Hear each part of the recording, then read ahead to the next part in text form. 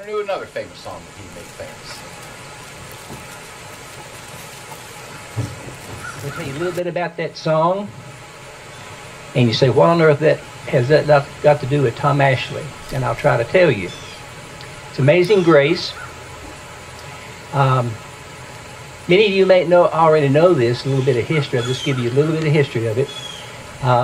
But it was written by John Newton, who was a slave captain, a captain of a slave ship. Back in, he was born in 1725. And after he got grown, the Royal military of Britain, England, wanted him to do this. And so he did. And while he was going up to Ireland in the sea, they came upon a big storm, huge storm, probably like a hurricane. And he just knew that they were going to be killed. And he got down on his knees and he started praying. First time probably he'd ever prayed. And he prayed that God would survive them and that they would get out of it without deaths. And so they did. And not too many years after that, he quit the slave business and started reading Christian literature, theology, that kind of thing.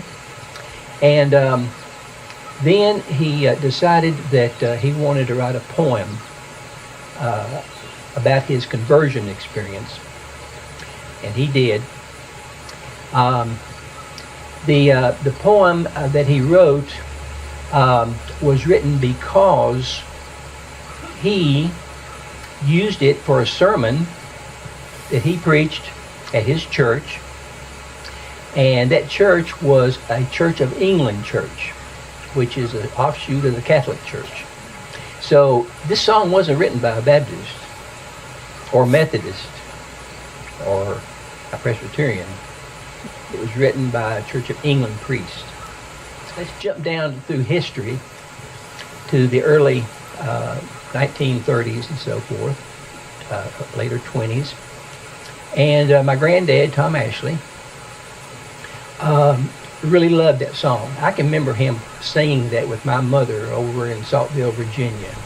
When they were walking up through the backyard, I can remember him starting singing it, and she sang it. It was sung at his funeral, at my grandmother's funeral. And probably it is one of the best, well, I'm sure it is the best known songs in America.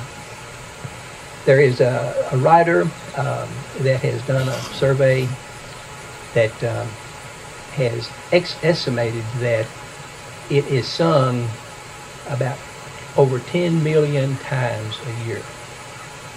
That's a lot. Sang in every congregation. I don't care what it is. My wife and I attended an Episcopal service not too long ago, and they sang Amazing Grace at that funeral. So it is, all over the country. The way he made it famous was, and if you have a handout, you'll see that. If not, you can just listen. The first verse, everybody knows. Go to any church, they'll tell you what it is. The first verse. Amazing Grace, how sweet the sound, and save a wretch like me. Okay, what he did, the second verse, not too many people knew. Neither the third verse or the fourth verse. Now, there's about 15 or so verses of it. But in the hymn books, there's only usually the four. And so he decided that he wanted everybody to sing. And then he decided, since no one could sing the second verse, what he would do is he would sing the second verse.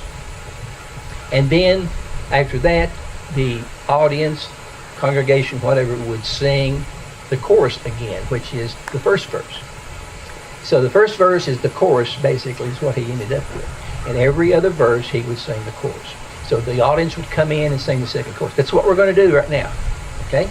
So we're going to sing it just like he did it. Now, in the late 60s, when the folk music era was beginning to be at its peak, You all remember Joan Baez and Judy Collins and those women. They recorded Amazing Grace, but they did it with his version, and that's how he is attributed to bringing it to America and all over the country because of that. Okay, I have a special guest, Julia Jenkins. I met her last night. She sang a little bit for me. And so I said, would you come and help us do Amazing Grace? So she said, sure, I'll do that. She said, definitely I'll do that. So Julia, if you come up, I'm going to hold the mic for her. She is a sophomore at Johnson County High School. So you all keep your eyes out. She's only 14 years old. So you keep your eyes out because I have a feeling that she's going to go places. Got a beautiful voice. And so what she's going to do is she's going to sing just the verses, not the chorus, but just the verses. And the chorus is the one that everybody knows. And then we'll sing it every other time. She has 2 verses, I believe, that she will sing by herself solo. Okay, everybody. Amazing grace, how sweet the sound that saved a wretch like me. I once was lost, but now I'm found. Was blind, but now I see. Was grace that taught my heart to fear, and grace my fears relieved. How precious did that grace appear the hour I first believed.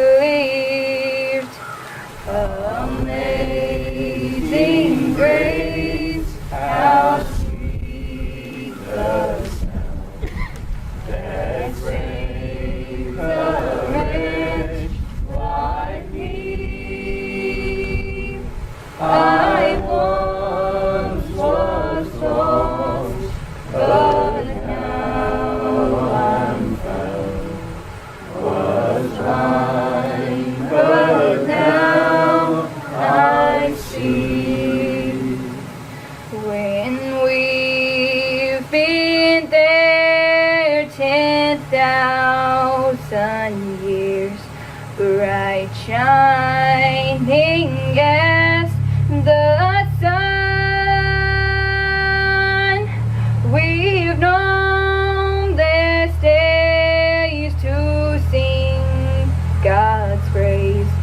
Then when we first begun, amazing grace, how sweet the sound that saved a wretch like me.